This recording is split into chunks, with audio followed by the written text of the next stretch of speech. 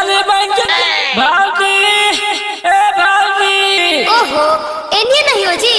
की भइलो अमल बतावा तोला तो पागलियो आज से तरह हवा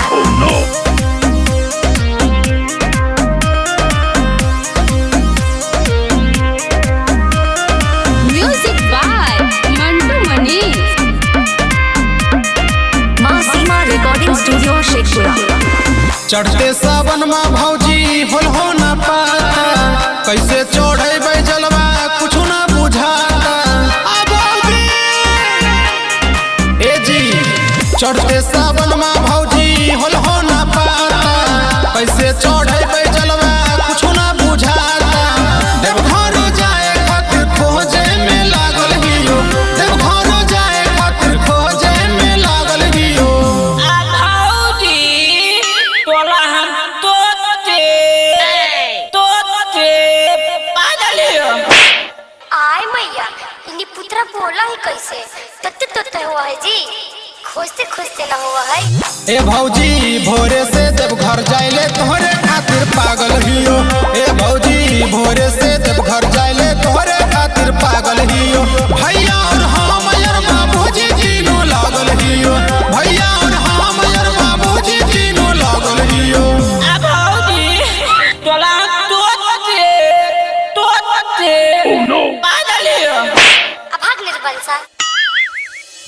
ए भौजी भोरे से जब घर जाइले तोहरे खातिर पागल हियो ए भौजी भोरे से जब घर जाइले तोहरे खातिर पागल हियो भाऊजी तोला कहाँ तोड़लियो तोला खतबो पर तोड़लियो तोला ढलो में तोड़लियो तोला पिटुनियों में तोड़लियो लात में तो हमरा नहीं मिलो बोली तो हम तोला तोड़ते ठाक दलियो अब भाग तो रहा बा ए जी कावर सजैले हलियो पटना से कीन के चल छो हल साड़ी तू गेड़ुआ पहिन के हाँ हाँ कावर सजैले हलियो पटना से कीन के चल छो हल साड़ी तू गेड़ुआ पहिन के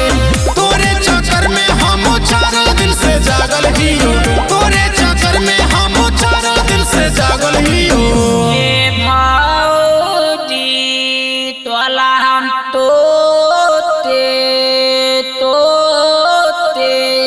पागल हियो ए भाऊजी तोला बहुत लिया जाता है हम तोला तोते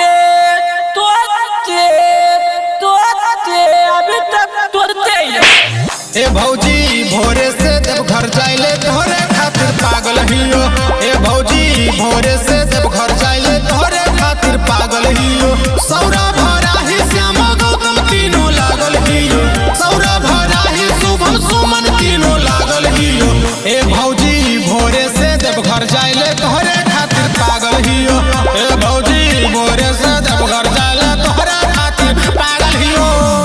मां सीमा रिकॉर्डिंग स्टूडियो शेखपुरा।